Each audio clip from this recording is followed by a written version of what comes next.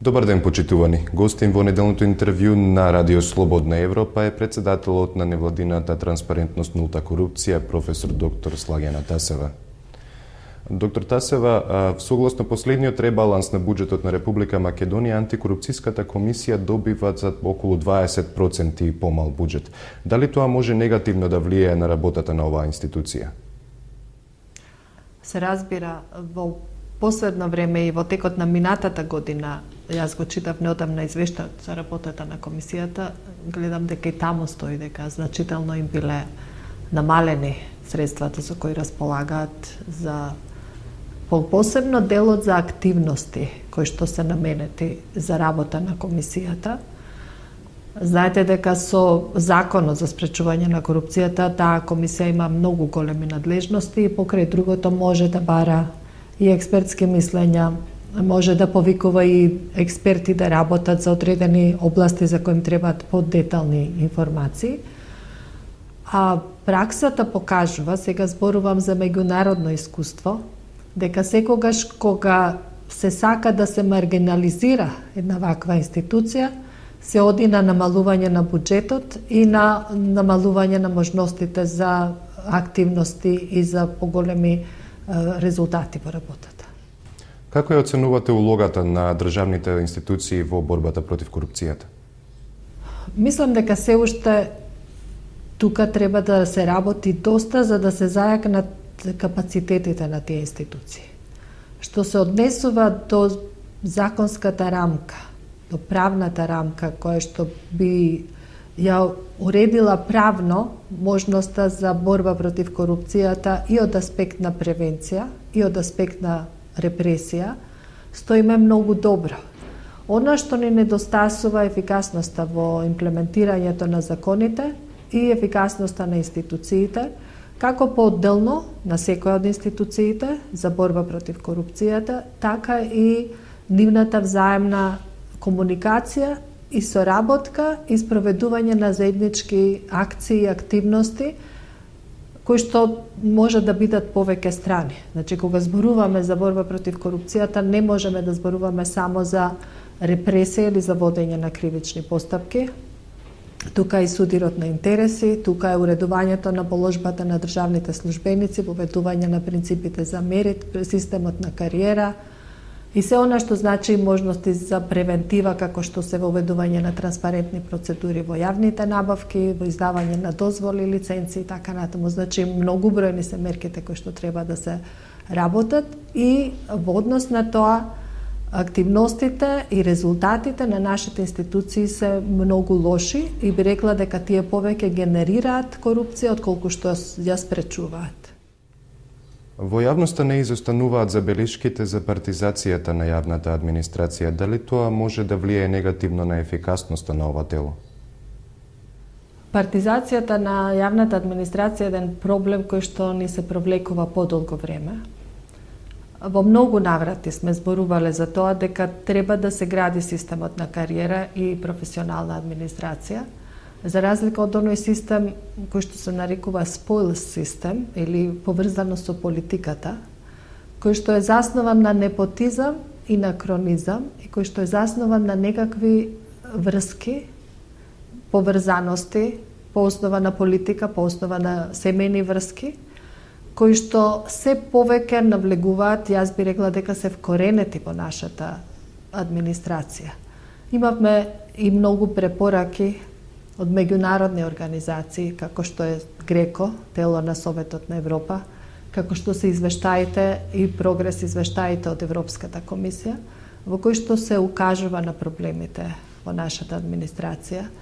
Нашата администрација е премногу обвиткана со политика, премногу водена од политика.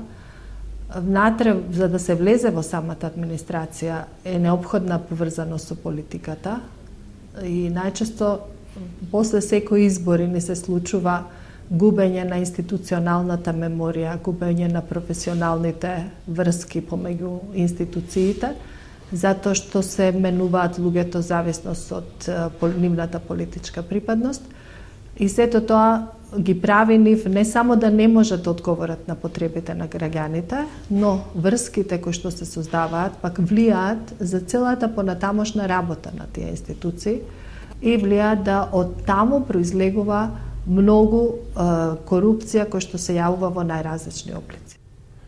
Ги споменавте извештаите на Европската комисија. Какви забелешки може да се очекуваат во поглед на корупцијата во следниот извештај што доаѓа во октомври со оглед на актуелната состојба?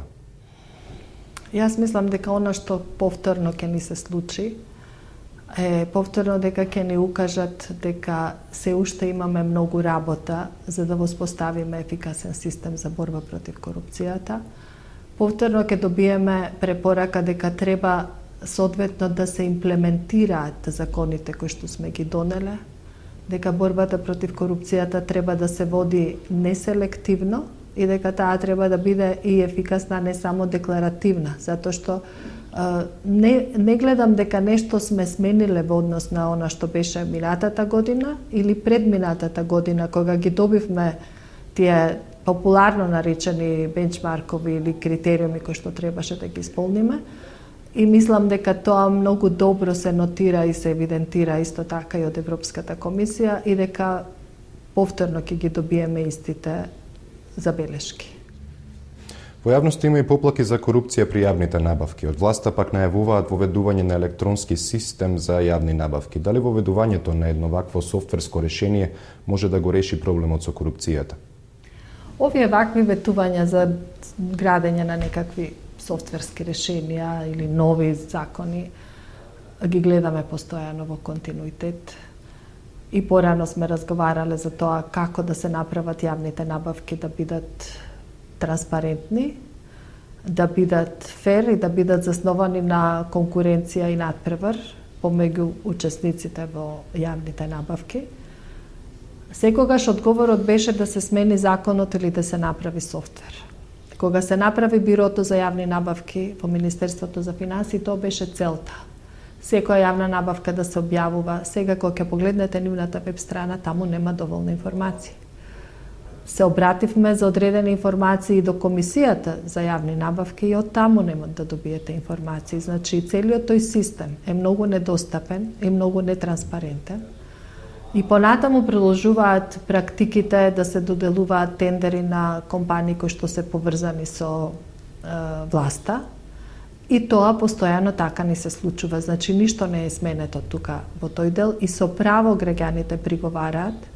Познати се веќе сите шеми, начинот на кој што се изигруваат тендерските постапки, сето тоа веќе стана јавна тајна. И мислам дека само софтверско решение нема да доведе до саканиот резултат. Како влијае корупцијата на привлекувањето на странските инвестиции, кои посебно се актуелни сега со промоцијата на новите економски зони? Проблемот со корупцијата бил од секогаш проблем и за странски инвестиции. Значи, не значајно ако во извештаите кои што се однесуваат за состојбата со корупцијата во една држава се читаат состојби кои што укажуваат за нетранспарентни процедури, за нејасни процедури, за потребата од контакти со одредени структури или одредени групи на луѓе. Значи, сето тоа се работи кои што се многу сензитивни, многу чувствителни во светот на бизнисот. Сериозните инвеститори не заобиколуваат и тоа многу оддалеку. Ги гледаме секаде во регионот, но речи се и да не постојат во Република Македонија. Ние можеме да градиме зони, можеме да создаваме услови или да градиме слика или привид дека ствараме добри услови за бизнис и за економија, но лошиот глас многу побргу се слуша и повеќе ќе влијае од сознанието дека некаде ќе се изгради некаква зона. Ако има нормални услови за бизнис, тоа не е толку голем фактор. Господјо Тасева, ви благодарам. Мола. Тоа беше се за ова интервју на Радио Слободна Европа, повторна средба за 7 дена.